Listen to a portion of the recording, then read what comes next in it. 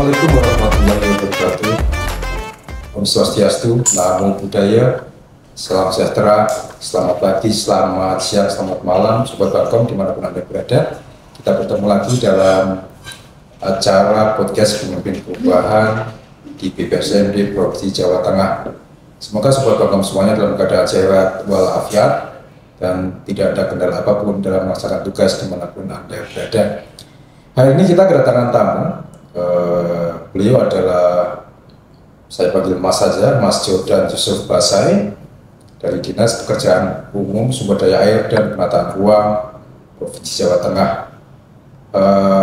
Mas Jordan saat ini sedang di ujung pelaksanaan Latsar CPNS di BPSMD Provinsi Jawa Tengah. Selamat pagi Mas Jordan. Ya, selamat pagi. Apa kabar? Alhamdulillah. Semoga dalam keadaan sehat walafiat. Bagaimana laksanaannya? Apakah berjalan dengan lancar? Alhamdulillah sejauh ini lancar. Ini sudah selesai seminar akhir juga, Pak. Oke.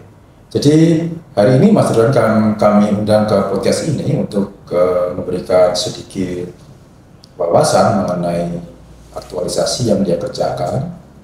Yang judulnya adalah digitalisasi sistem permohonan surat keterangan ketersediaan atau ketidaksediaan air permukaan untuk mempercepat pelayanan masyarakat di Dinas Kesehatan Provinsi Jawa Tengah. Sebelumnya bisa memperkenalkan diri Mas Jordan kepada para sobat Bangkom di seluruh Indonesia. Ya. Silakan untuk memperkenalkan diri.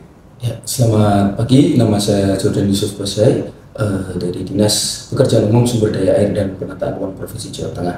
Saat ini sedang menjalankan latsar di Dinas BPSDM di Provinsi Jawa Tengah, angkatan 1, golongan 3. Ya.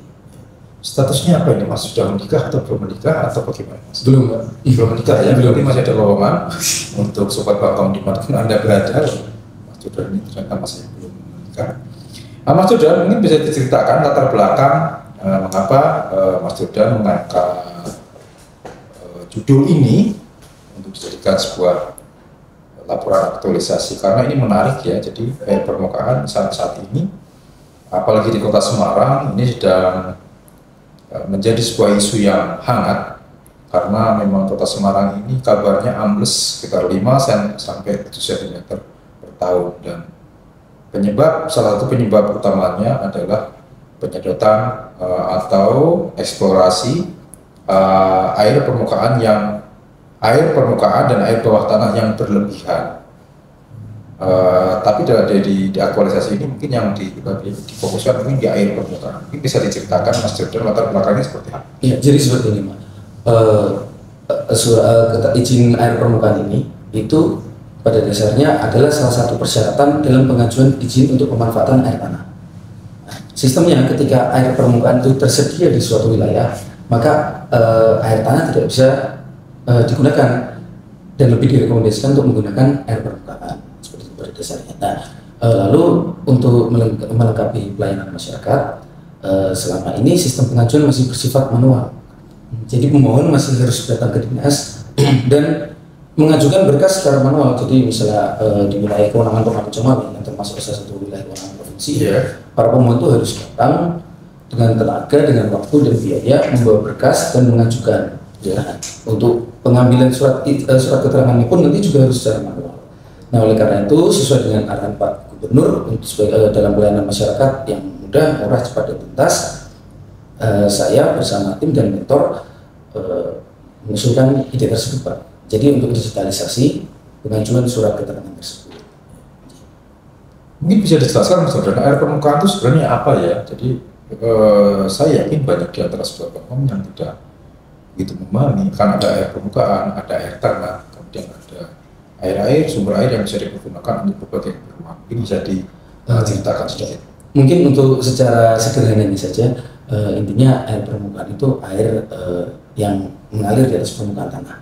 Ya, itu memang flow-nya itu memang sudah ada di atas lapisan permukaan tanah. Sementara air tanah itu dia sifatnya memang ada di dalam, Pak. Jadi rawannya ketika air tanah terus dimanfaatkan tanpa adanya pengendalian bisa berdampak terhadap tadi amblesnya tanah itu, terjadinya penurunan tanah seperti itu secara sederhana. Jadi secara singkat mungkin bisa dijelaskan ya, bahwa air permukaan itu ada mengalir di atas permukaan tanah.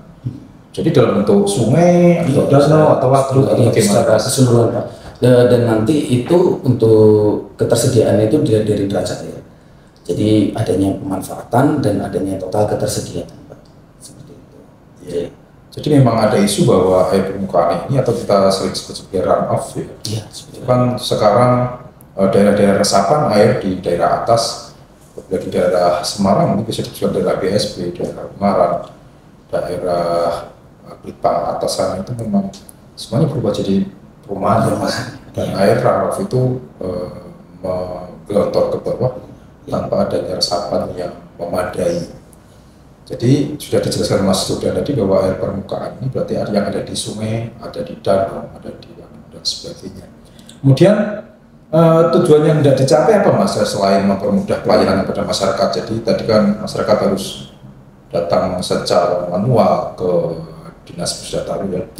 Jadi kalau setelah ini digitalisasi, bagaimana prosesnya Mas? Untuk prosesnya, jadi selain tadi mempermudah masyarakat, juga mempermudah pengolahan data dari teknis Pak.